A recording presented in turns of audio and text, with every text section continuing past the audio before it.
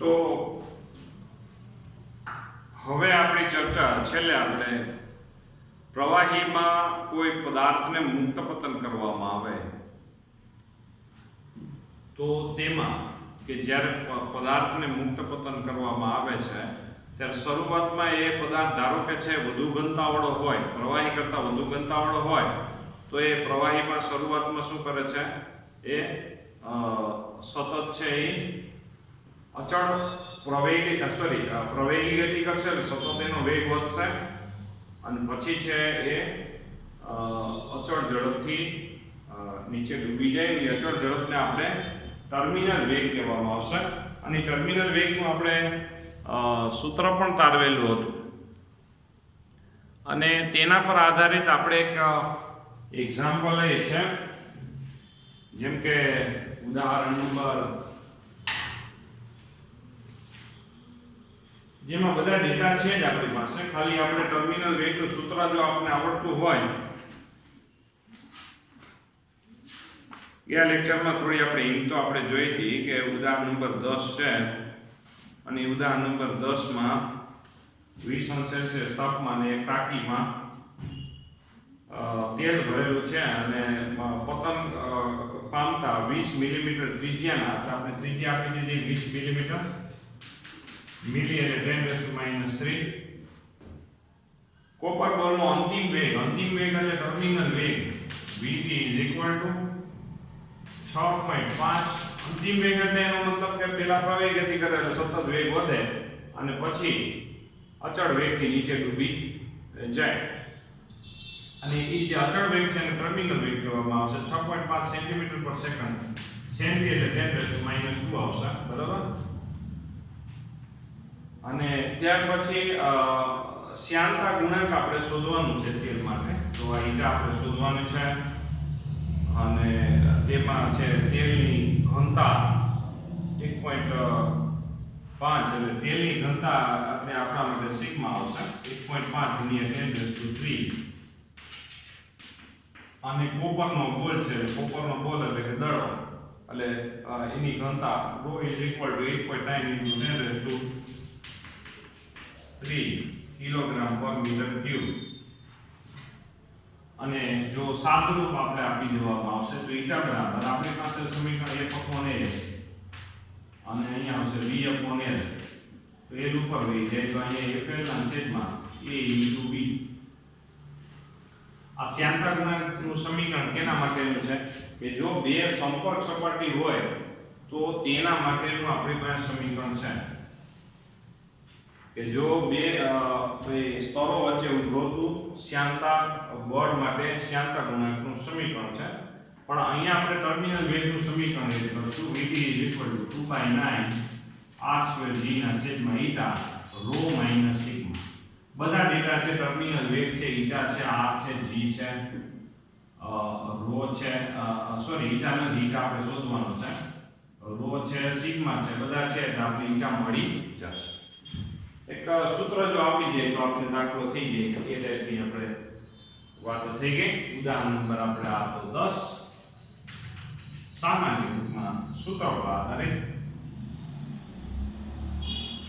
ત્યાર પછી હવે નવો ટોપિક ચાલુ કરવાનો છે અને જે આપણો ચેપ્ટરનો છેલ્લો ટોપિક પૃષ્ઠતાણ, જેને આપણે અંગ્રેજીમાં સરફેસ ટેન્શન કહેવામાં આવશે અને એના પર આધારિત આપણે પ્રશ્ન નંબર આપણે 14 ભણવાનો છે. પ્રશ્ન નંબર 14 માં બે કામ કરવાનું છે. પૃષ્ઠતાણ અને પ્રવાહીના પૃષ્ઠ વિશે સમજૂતી આપવાની છે. એટલે પૃષ્ઠ અને પૃષ્ઠતાણ આ બે બાબત વિશે આપણે સમજૂતી આપવાની થાય છે. પૃષ્ઠ અને પૃષ્ઠતાણ વિશે આપણે સમજૂતી આપવાની થાય છે. પૃષ્ઠ અને પૃષ્ઠતાણ. તો પ્રવાહીનું પૃષ્ઠ કોને કહેવાય અને એમાં પૃષ્ઠતાણને આપણે સરફેસ ટેન્શન કહેવામાં આવશે. તો અહીંયા છે સમજૂતી મેળવવા માટે આપણે પહેલી વાત એ કરશું કે આપણને એટલી ખબર છે કે એક અણુ બીજા અણુ ઉપર આકર્ષણ બળ લગાડતો હોય. સમાન દ્રવ્યના અણુઓ વચ્ચે આકર્ષણ બળને સહશક્તિ બળ આપણે એવું નામ પાડ્યું છે. અસમાન દ્રવ્યના અણુઓ વચ્ચે જે આકર્ષણ બળ છે જેને આપણે આસક્તિ બળ એવું નામ પાડવામાં આવેલ છે. તો અહીંયા છે આપણા માટે સમાન દ્રવ્યના, અહીંયા જો આપણે વિચાર કરો કે સમાન દ્રવ્ય અને અસમાન દ્રવ્યના એક અણુ બીજા અણુ પર અમુક અંતર સુધી જ આકર્ષણ બળ લગાડી શકે. એક અણુ બીજા અણુ પર અમુક અંતર સુધી જ આકર્ષણ બળ લગાડી શકે. તે જે મહત્તમ અંતર છે તેને આપણે અણુક્રિયા અવધિ કહેવામાં આવશે. કે ભાઈ અહીંયા રહેલો એક અણુ અને છેક મુંબઈ રહેલો એક અણુ, બે અણુ એકબીજાને આકર્ષણ બળ લગાડતા, તમને જ ખ્યાલ આવી જાય કે આ વાત કંઈક છે અધૂરી છે. હકીકતમાં છે એક અણુ બીજા અણુ પર અમુક અંતર સુધી જ બળ લાગુ પાડી શકે અને જે મહત્તમ અંતર સુધી એક અણુ બીજા અણુ પર બળ લાગુ પાડી શકે તેને આપણે અણુક્રિયા અવધિ કહેવામાં આવશે. અણુક્રિયા અવધિ અથવા અવધિને આપણે રેન્જ બોલે, અણુક્રિયા અવધિ કહેવામાં આવશે. એક અણુ જે મહત્તમ અંતર સુધી બીજા અણુ પર બળ લાગુ પાડી શકે તે મહત્તમ અંતરને અણુક્રિયા અવધિ કહેવામાં આવે છે. એક અણુ બીજા અણુ પર જે મહત્તમ અંતર સુધી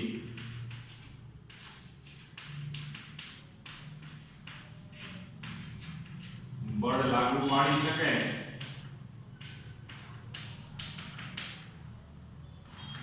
તે મહત્તમ અંતરને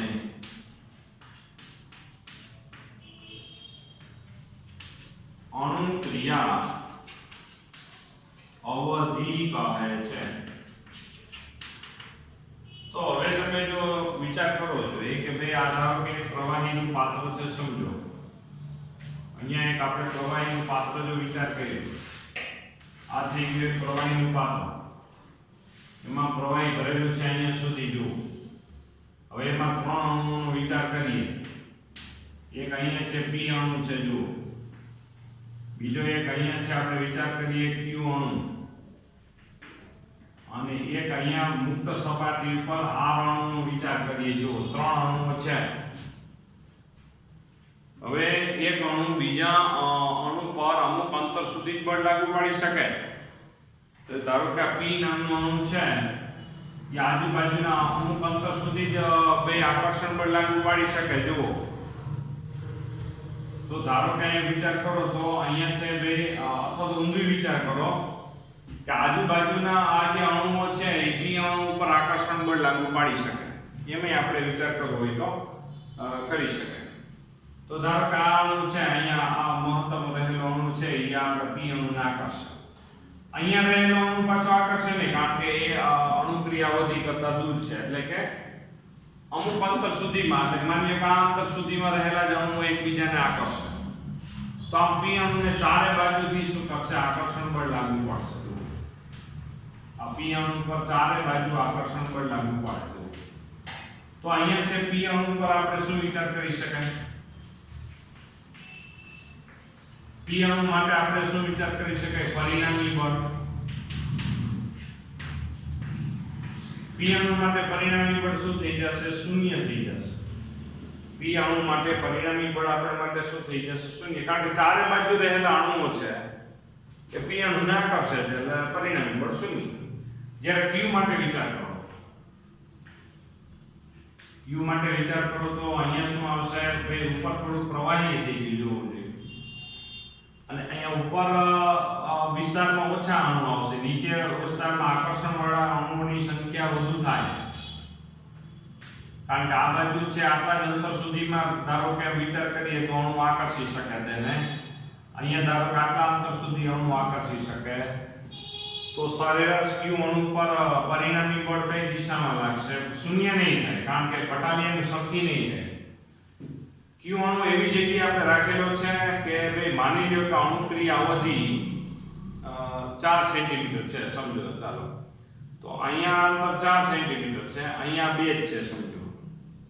તો નીચે બાજુ અણુઓ ખેંચવાવાળા છે, Q અણુને નીચે બાજુ ખેંચવાવાળા સરેરાશ અણુઓ છે 4 સેન્ટીમીટરમાં જાજા થાય, 2 સેન્ટીમીટરમાં ઉપર ખેંચવાવાળા અણુઓ ઓછા થાય. સિમ્પલ વાત છે કે ભાઈ હું Q અણુ હોય તો આ બાજુથી આ બધા ચારે બાજુ ખેંચવાવાળા અણુઓ છે વધુ હોય, આ બાજુ છે ઓછા હોય. આપણે આમ રાઉન્ડ કરીએ, આનું ધારો કે રાઉન્ડ કરીએ તો આનો રાઉન્ડ થોડોક શું થઈ જાય, પ્રવાહીની બહાર ચાલ્યો છે. કહેવાનો હેતુ એ છે કે આ 4 સેન્ટીમીટર, આ 4 સેન્ટીમીટર. વધુ એક અણુ બીજા અણુ પર અમુક અંતર સુધી જ આકર્ષણ બળ લાગુ પાડી શકે. તો આ બધા અણુઓ છે, ક્યુ અણુને શું કરે છે, ચારે બાજુથી આકર્ષે છે. ખાલી લોજિક એટલું જ છે કે આ અણુની ઉપર રહેલા અણુઓ છે ની સંખ્યા ઓછી છે, જેથી પરિણામી બળ આમાં અધો દિશામાં લાગુ પડશે. આ અણુ માટે વિચાર કરો આવી રીતે, ધારો કે અણુ ક્રિયાવધિની રેન્જ બતાવી તો નીચેની બાજુ બધા રહેલા ભાઈ નીચેની બાજુ છે બધા આકર્ષણ બળ લગાડવા અણુ છે, ઉપર તો હવા છે. તો તમે સમજી શકો કે આના ઉપર બે અણુક્રિયા બે પરિણામી બળ કઈ દિશામાં લાગશે, અધો દિશામાં લાગશે. પણ સૌથી કેવું લાગશે, વધુ લાગુ પડશે, મહત્તમ લાગુ પડશે એમ કહેવાય. તો હવે થાય શું પરિસ્થિતિ કે આની માની લો કે અણુક્રિયા અવધિ 4 સેન્ટીમીટર છે. તો આ 4 સેન્ટીમીટર રેન્જમાં આવતા જેટલા અણુઓ છે એ બધા અણુઓ ઉપર માની લો કે અણુક્રિયા અવધિને આપણે r0 દર્શાવીએ, આ જાડાઈમાં રહેલા બધા અણુઓ ઉપર પરિણામી બળ કઈ દિશામાં લાગશે, અધો દિશામાં લાગશે. પરિણામી બળ અધો દિશામાં લાગશે.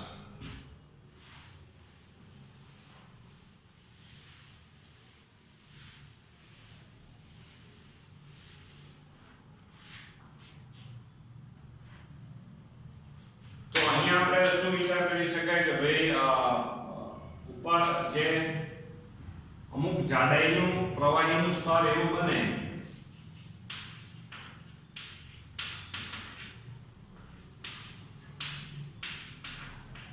પ્રવાહીનું સ્તર કે જેમાં અણુ પર પરિણામી બળ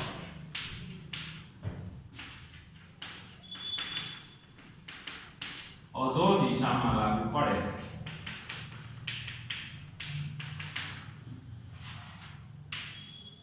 અમુક જાડાઈનું પ્રવાહીનું સ્તર કે જેમાં અણુ પર પરિણામી બળ અધો દિશામાં લાગુ પડે, અધો દિશામાં લાગુ પડે.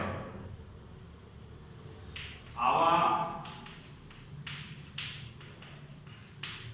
પ્રવાહીના સ્તરને અણુક્રિયા અવધિ કહે છે. અને આ જે અણુક્રિયા અવધિ છે, આવા સ્તરને અણુક્રિયા અવધિ ની હોય, આવા સ્તરને આપણે પ્રવાહીનું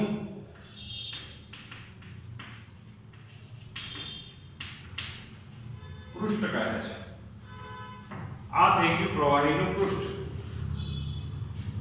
અમુક જાડાઈનું જે આપણે શું ચર્ચા કરી આખી ટોટલી કે એક અણુ બીજા અણુ પર અમુક અંતર સુધી જ આકર્ષણ બળ લગાડી શકે.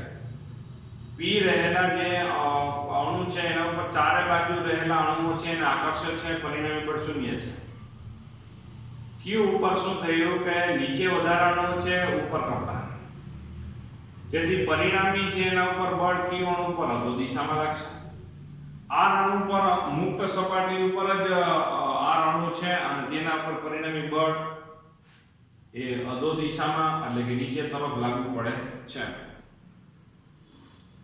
તો અધો દિશામાં પરિણામી બળ લાગશે. અમુક જાડાઈનું પ્રવાહીનું સ્તર કે જેમાં અણુ પર પરિણામી બળ અધો દિશામાં લાગે, અમુક જાડાઈનું પ્રવાહીનું ઉપરનું સ્તર થયું જે મુક્ત સપાટી સાથે જોડાયેલું છે, એટલે અહીંયા હવા જ છે, બરાબર. તો તેના પર છે ભાઈ આ અણુ પર પરિણામી બળ છે અધો દિશામાં લાગશે, નીચે તરફ પરિણામી બળ. તો આવા પ્રવાહીનો જે ઉપરનો ભાગ છે એનું નામ શું પડ્યું, પ્રવાહીનું પૃષ્ઠ એવું નામ પાડવામાં આવશે. તો હવે આ પ્રવાહીના પૃષ્ઠમાં થાય છે શું હકીકત, પ્રવાહીના પૃષ્ઠમાં છે ભાઈ અણુઓ પર અધો દિશામાં નીચે તરફ પરિણામી બળ લાગવાને કારણે શું થાય, અમુક અણુઓ પૃષ્ઠમાંથી અધો દિશામાં જશે. અમુક અણુઓ છે પૃષ્ઠમાંથી અધો દિશામાં નીચે જ ચાલ્યા જશે, પૃષ્ઠની નીચે વહી જશે. બધાય નહીં, બધા પૃષ્ઠમાં રહેલા દરેક અણુ ઉપર અધો દિશામાં બળ લાગે છે. પૃષ્ઠમાં રહેલા દરેક અણુ ઉપર અધો દિશામાં બળ લાગે છે. બધા જ ઉપર અધો દિશામાં બળ લાગે છે. દરેકે દરેક પૃષ્ઠમાં રહેલા દરેક ઉપર અધો દિશામાં બળ લાગે છે, પણ બધાય નહીં, કારણ કે નીચે જગ્યા નથી. નીચે બીજા પ્રવાહીના અણુઓ છે ને, જગ્યા તો છે નહીં, પણ તેમ છતાં પણ તલની સીટમાં કેમ 4 માણસો બેસી જાય, થોડીક જગ્યા થઈ જાય તો એમ પાતળા બેઠા હોય તો તલની સીટમાં કેમ 4 બેસી જાય, એમ અમુક અણુઓ માટે નીચે જવા માટે જગ્યા સ્પેસિફાઈ મળી જશે તો એ નીચે ચાલ્યા જશે. જેમ ધારો કે અહીંયા આપણે છે ત્રીજા માળે અત્યારે બેઠા છીએ, સમજો, બરોબર? તો અત્યારે આપણા ઉપર ગુરુત્વાકર્ષણ બળ અધો દિશામાં લાગે છે, પણ આપણે કઈ નીચે જતા નથી. પણ માની લો કે નીચે કોઈ ફાંડું પડી જાય તો આપણે સીધા નીચે ચાલ્યા જાય. એટલે જગ્યા મળે તો જઈ શકીએ, નહીં તો ન જઈ શકીએ. તો પૃષ્ઠમાં રહેલા બધા અણુઓ પર અધો દિશામાં બળ તો લાગે છે, અધો દિશામાં બળ તો લાગે છે, પણ અમુક અણુઓને નીચે જવા માટેની જગ્યા મળશે, જેથી એ અણુ અધો દિશામાં અંદર ચાલ્યા જશે. અમુક અણુઓ પૃષ્ઠમાંથી અધો દિશામાં વયા જશે, જેથી પૃષ્ઠમાં શું થશે? પૃષ્ઠમાં શું થશે કે સરેરાશ બે અણુઓ વચ્ચેનું અંતર, સરેરાશ બે અણુઓ વચ્ચેનું અંતર વધે. પૃષ્ઠમાં શું થશે? સરેરાશ બે અણુઓ વચ્ચેનું અંતર શું થશે? વધી જશે. પૃષ્ઠમાં સરેરાશ બે અણુઓ વચ્ચેનું અંતર વધી જશે. જો પૃષ્ઠમાં સરેરાશ બે અણુઓ વચ્ચેનું અંતર વધે તો સામાન્ય આપણે ખબર છે કે જો અણુઓની પોઝિશન આવી રીતની હોય કે જો એને નજીક લઈ આવવામાં આવે, જે સરેરાશ અણુઓ એકબીજાથી અંતરે હોય, જેમ કે આપણે કોઈ પણ સ્ફટિકમય બંધારણ જો કે XYZ, એમાં બે અણુ વચ્ચેનું કંઈક સરેરાશ અંતર હોય, એનાથી જો એ નજીક લઈ આવો ને તો બે એકબીજાને શું કરે? અપાકર્ષે. દૂર લઈ જાઓ તો એકબીજાને આકર્ષે. ટૂંકમાં એની જે મૂળ સ્થિતિ છે એ પ્રાપ્ત કરવાનો ગુણધર્મ ગુણસ્થાપકનો ગુણધર્મ કહેવાય. હંમેશા ધરાવતા જ હોય કુદરતમાં. દરેક અણુ કયો, સ્પ્રિંગ કયો, કે જે ઉદાહરણ તરીકે સ્પ્રિંગની રચનાઓ વિચાર કરી છે કે જો સ્પ્રિંગને આમ લઈ જાઓ સ્પ્રિંગ આમ માની લો કે આ સ્પ્રિંગ છે, અહીંયા પદાર્થ બાંધ્યો છે, એને આમ ખેંચો તો એના ઉપર કેમ બળ આમ આ બાજુ લાગે, દબાવો તો બળ આમ લાગે. એમ એવી જ રીતે સરેરાશ કોઈ પણ પ્રવાહી હોય કે આપણે ઘન હોય, એમાં બે અણુ વચ્ચેનું સરેરાશ કંઈક અંતર હોય જ. એ જે સરેરાશ અંતર હોય એનાથી બે અણુ વચ્ચેનું અંતર જો ઘટે તો બે અણુ એકબીજાને અપાકર્ષે, કારણ કે મૂળ સ્થિતિ પ્રાપ્ત કરવાના ગુણમાં એ અપાકર્ષણ અનુભવે, એટલે મૂળ સ્થિતિ પાછી આવી ગઈ. જો આ બે અણુ વચ્ચે સરેરાશ અંતર કોઈ રીતે વધે તો આ બે અણુ એકબીજાને પાછા શું કરવાનું લાગે? આકર્ષવા લાગે, એટલે પાછી મૂળ સ્થિતિ. મૂળ સ્થિતિ ઉપર લગભગ પરિણામી બળ શૂન્ય હોય, ન એકબીજાને આકર્ષતા હોય ન કે અપાકર્ષતા હોય એમ. તો હવે આપણે છે એના ઉપરથી વિચાર કરીએ. કહેવાનો મારો હેતુ એ છે પરિણામી શૂન્ય, જેમ આના જેવી આ અણુઓ એકબીજાને આકર્ષે છે, પરિણામ શૂન્ય. એમ આ બે અણુઓ છે જે સામાન્ય સ્થિતિમાં રહેલા હોય તો અણુઓ ઉપર સામાન્ય પરિણામી બળ શૂન્ય હોય. બધા અણુ એકબીજાને આકર્ષતા હોય પણ એનું રિઝલ્ટન્ટ ફોર્સ 0 થાય કે જો એ નિશ્ચિત અંતરે ગોઠવાયેલા હોય તો. જો નિશ્ચિત અંતરથી જો વધારે અંતર ગોઠવાય તો પરિણામી એના ઉપર શું લાગે? આકર્ષણ. અને જો નિશ્ચિત અંતરથી નજીક આવી જાય કોઈ રીતે XYZ રીતે તો પરિણામી એના ઉપર બે એકબીજા ઉપર આકર્ષણ બળ લાગુ પડે. તો અહીંયા પૃષ્ઠમાં બે અણુ વચ્ચેનું સરેરાશ અંતર વધશે. શું કામ? ધારો કે ક્લાસરૂમ છે, અહીંયા કેવી રીતે વાત કરીએ છીએ? ક્લાસરૂમ એટલે આપણો માનીએ સમજી લો કે આપણું આ ત્રીજા માળનો ક્લાસરૂમ છે, એમાં બેઠેલા વિદ્યાર્થીઓ છે તો દરેક વિદ્યાર્થીઓ પર નીચે તરફ બળ લાગે છે. અમુક અણુઓને ધારો કે નીચે જગ્યા મળે તો વયા જાય. અહીંથી અમુક અણુઓ નીચે વયા જાય તો શું થાય? અહીંયા અણુઓ છૂટા છૂટા થાય, વિદ્યાર્થીઓ કેવા બને? છૂટા છૂટા થઈ જાય. છૂટા છૂટા થઈ જાય તો અણુ વચ્ચેનું સરેરાશ અંતર વધી જાય, જેથી પરિણામે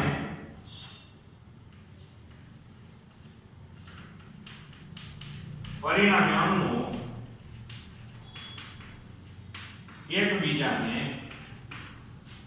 એકબીજાને આકર્ષે. પરિણામે અણુઓ એકબીજાને શું કરવા લાગે? આકર્ષવા લાગે. પરિણામે અણુઓ જો એકબીજાને આકર્ષવા લાગે તો પૃષ્ઠ જાણે કે આમ સંકોચાવાનું વલણ ધરાવે, ખેંચાણ ડેવલપ થઈ જાય.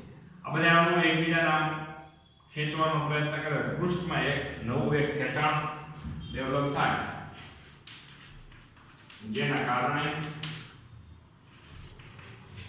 પૃષ્ઠમાં નવું ખેંચાણ ઉદ્ભવે.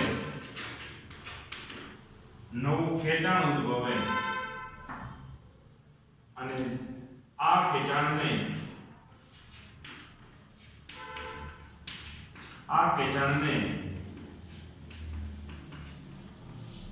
પૃષ્ઠતાણ નામની રાશિથી રજૂ કરવામાં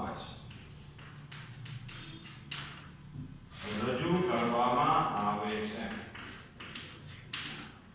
પૃષ્ઠતાણ નામની રાશિથી રજૂ કરશું. પૃષ્ઠમાં ઉદ્ભવતું ખેંચાણ.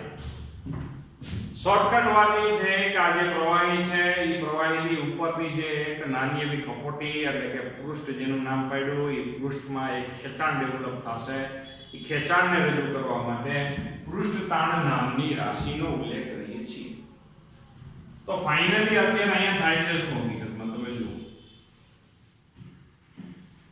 ફાઇનલી એવું થયું કે આપણે ધારો કે આ પૃષ્ઠને ઉપરથી જોઈએ તો શું તમને જોવા મળે? આ એક્ઝેક્ટ ઉપરથી જુઓ. ચાલો ઉપરથી જુઓ તો આ ઉપરથી જોઈએ તો આપણે છે આ અણુઓ તમને જોવા મળે. આ બધા પ્રવાહીના અણુઓ છે. એમાંથી અમુક અણુઓ તો નીચે વયા ગયા છે, એટલે કે હવે આ પ્રવાહીની પૃષ્ઠમાં રહેલા અણુઓ એકબીજાને સરેરાશ એટલે પરિણામ સ્વરૂપે આકર્ષવાનો વૃત્તિ ધરાવવા લાગ્યા છે. તો આ બધા અણુઓ એકબીજાને આકર્ષે છે. તો એમાં પૃષ્ઠતાણ નામની રાશિને જો વ્યાખ્યાયિત કરીએ, પ્રવાહીના પૃષ્ઠમાં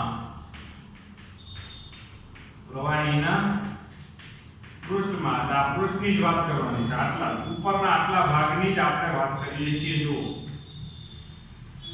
આ પ્રવાહીના ઉપરના આટલી જાડાઈના બે ભાગને જ વાત કરીએ છીએ. પ્રવાહીના પૃષ્ઠમાં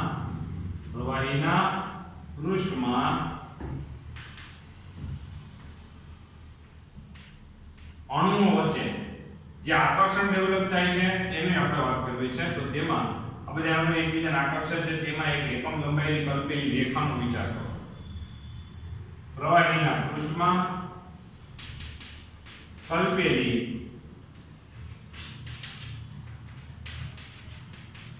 એકમ લંબાઈની રેખાની એક બાજુ રહેલા અણુ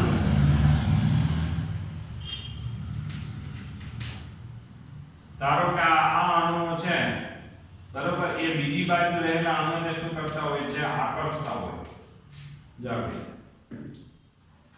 માની લો કે આ બધું પ્રવાહીનું પૃષ્ઠ જ છે આપણે બરાબર. અહીંયા તો એક અણુ બીજા અણુને આમ આકર્ષતો હોય, એમ બીજો એક પાછો પેલાને આકર્ષતો હોય એકબીજાને. આ તો એક અણુ બીજા અણુને આકર્ષતો હોય એની વાત કરવી છે. પ્રવાહીના પૃષ્ઠમાં કલ્પેલી એકમ લંબાઈની રેખાની એક બાજુ રહેલા અણુઓ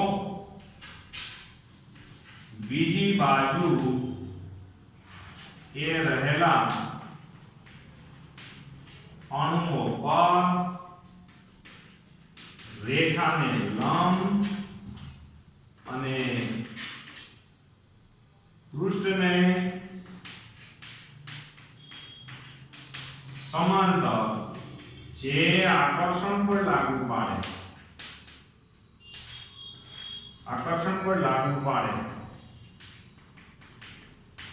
તેને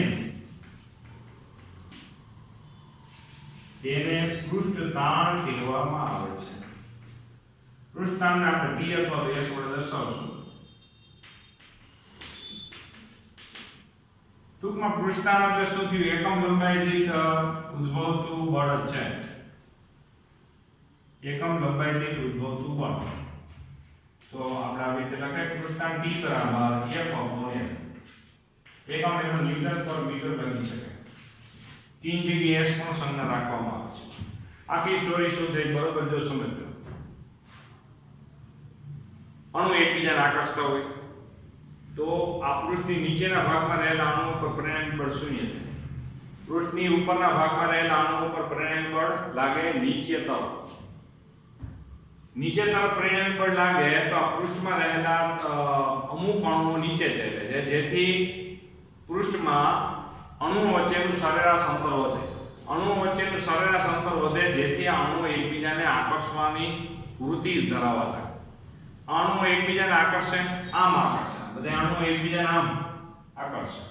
એટલે આ જે પ્રવાહીનું પૃષ્ઠ છે એ પૃષ્ઠમાં એક આમ અણુ વચ્ચેનું સરેરાશ અંતર વધ્યું છે, જેથી આમ એક પ્રકારનું ખેંચાણ, પૃષ્ઠ જાણે કે સંકોચાવાનું વલણ ધરાવતું હોય એવી રીતે આમ ખેંચાણ ડેવલપ થશે. અને એ ખેંચાણને આપણે પૃષ્ઠતાણ નામની રાશિથી વ્યાખ્યાયિત કરવું છે. એક્ઝેક્ટ આપણે ઉપરથી જોઈએ તો આપણે કંઈક આવું જોવા મળે. આ આકૃતિનો સ્વરૂપ છે, ટેન્શન ન લેતા, સમજવા માટે ખાલી. માની લ્યો કે આપણે છે આ ત્રીજો માળ છે. ત્રીજા માળમાં રહેલા વિદ્યાર્થીઓમાં અમુક વિદ્યાર્થીઓ નીચે ચાલ્યા ગયા, જેથી અહીંયા વિદ્યાર્થીઓ કેવા થઈ ગયા? છૂટા છૂટા થઈ ગયા. તો જેથી વિદ્યાર્થીઓ એકબીજાને શું કર્યા? એકબીજાને માં કરશે. તો એમાં એક વચ્ચે કલ્પેલી રેખા, એકમ લંબાઈની એક કલ્પના કરી રેખાની.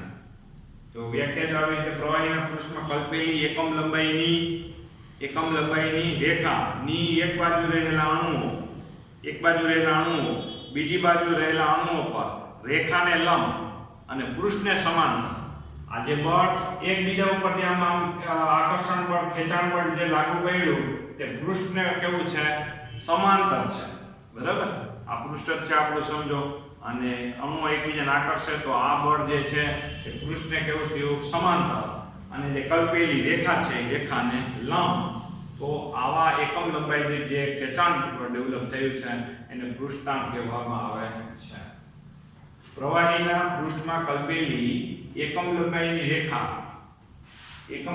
રેખાની એક બાજુ રહેલા અણુઓ બીજી બાજુ રહેલા અણુઓ પર રેખાને લંબ અને પૃષ્ઠને સમાંતર જે આકર્ષણ બળ લાગુ પાડે તેને પ્રવાહીનું પૃષ્ઠતાણ કહેવામાં આવે છે. પૃષ્ઠતાણ એટલે શોર્ટકટમાં થયું એવું કે આ જે કોઈ પણ પ્રવાહી ભરેલું હોય તેમાં ઉપરનું જે નાની એવી કપોટી થાય, જે આપણે દેખાતું હોવાની વાત છે નહીં. પાણીનો પ્યાલો ભરેલો હોય તે ઉપર આપણે કંઈ દેખાય નહીં. બરાબર? તો આટલી જે જાડાઈનું એક પડ છે એ પડમાં સરેરાશ અણુ વચ્ચેનું અંતર ઘટી જાય છે. શું કામ ઘટી જાય છે ચર્ચા કરી. અને જેના કારણે અણુઓ વચ્ચેનું સરેરાશ અંતર વધવાને કારણે અણુ એકબીજાને ખેંચાવા લાગે, એટલે જાણે કે પૃષ્ઠ સંકોચાવાનું વલણ ધરાવે છે. તો આ પૃષ્ઠમાં એક બળ ક્ષેત્ર છે. તો પૃષ્ઠમાં બળ ક્ષેત્ર હોય તો સ્થિતિ ઊર્જાની વ્યાખ્યા પ્રમાણે બળ ક્ષેત્રમાં પદાર્થ પોતાના સ્થાન અને સંરચનાને કારણે જે કાર્ય કરવાની ક્ષમતા ધરાવે તેને એની સ્થિતિ ઊર્જા કહેવાય. તો આ પૃષ્ઠમાં એક નવું સ્થિતિ ઊર્જા પણ ડેવલપ થશે. તો અહીંયા P પાસે સ્થિતિ ઊર્જા સૌથી ઓછી હશે, કારણ કે એનું બળ ક્ષેત્ર એના ઉપર લાગતું બળ ક્ષેત્ર ઓછું છે. Q ઉપર એનાથી વધારે બળ ક્ષેત્ર છે, પરિણામી બળ એનાથી વધુ છે. R ઉપર એનાથી વધુ છે. જે વધુ બળ ક્ષેત્રમાં હોય તેની સ્થિતિ ઊર્જા વધુ હોય, એટલે કે મુક્ત સપાટી પર રહેલા અણુઓની સ્થિતિ ઊર્જા વધુ હશે. તો અહીંયા છે આપણે જે અક્ષરશઃ વાંચી આપણે મટીરીયલમાંથી કે જેથી આપણે ખ્યાલ આવે. અક્ષરશઃ જો વાંચીએ પ્રશ્ન નંબર 14 છે, એક જ આપણે પ્રવાહીના પૃષ્ઠ તથા પૃષ્ઠતાણ વિશે સમજાવો. પેલા અણુક્રિયાવધિની વ્યાખ્યા છે બધાને ખબર. પછી આકૃતિ એમાં પાત્રમાં ભરેલા પ્રવાહીના અણુઓ PQR એટલે કે PQR. P અણુ પર બીજા અણુઓ દ્વારા પરિણામી બળ શૂન્ય, નાના ઉપર શૂન્ય પરિણામી બળ, Q ઉપર અધો દિશામાં અને R ઉપર અધો દિશામાં છે. R ઉપર વધુ બળ લાગે છે. આમ પ્રવાહીના ઉપરના ભાગમાં અમુક જાડાઈના પ્રવાહીના સ્તરમાં રહેલા અણુઓ પર અધો દિશામાં પરિણામી બળ લાગે છે. આવા સ્તરને પ્રવાહીનું પૃષ્ઠ કહે છે, જેની જાડાઈ R0 છે. જાડાઈ R0 જેટલી છે. તો આમ આર પાસે સીધી ઉર્જા સૌથી વધુ હશે એમ આપણે વાત કરી. ત્યાર પછી હવે પૃષ્ઠમાં રહેલા દરેક અણુ અધો દિશામાં બળ લાગે છે, જેના કારણે પૃષ્ઠમાંથી અમુક અણુઓ પૃષ્ઠની નીચે જાય છે, નીચે વહી જાય છે, જેથી પૃષ્ઠમાં બે અણુ વચ્ચેનું સરેરાશ અંતર વધે. આમ પૃષ્ઠમાં એક વધારાનો અણુ વચ્ચે ખેંચાણ ઉદ્ભવશે, એટલે કે આકર્ષણ બળ ઉદ્ભવશે, જેને પૃષ્ઠાંક T થી વ્યાખ્યાયિત કરીએ છીએ. પ્રવાહીના ઈ જે પૃષ્ઠાંકની વ્યાખ્યા જો શું આવશે? પ્રવાહીના પૃષ્ઠ પર કલ્પેલી, જ્યાં નોંધ સ્વરૂપે આકૃતિ છે જો, પ્રવાહીના પૃષ્ઠ પર કલ્પેલી એકમ લંબાઈની રેખાની એક બાજુ રેખાની એક બાજુ રહેલા અણુઓ બીજી બાજુ રહેલા અણુઓ પર રેખાને લંબ અને પૃષ્ઠને સમાંતર જે બળ લાગુ પાડે તેને પૃષ્ઠાંક કહે છે. પૃષ્ઠાંકનો એકમ ન્યૂટન પર મીટર છે. તો બરોબર હોમવર્ક કરી નાખવાનું છે. થિયરી પણ બહુ સરસ મજાની છે. આવતા લેક્ચરમાં આપણે આના પર સ્થિતિ ઉર્જા પર આધારિત થોડો પૃષ્ઠતાણ વિશે જાણકારી લેશું, એક પ્રયોગ આપણે વિચાર કરશું અને પછી આગળ વધીશું. તો આ જે ડેટા છે પ્રવાહીના, સમજવાની વાત એટલી જ છે કે પ્રવાહીના પૃષ્ઠમાં એક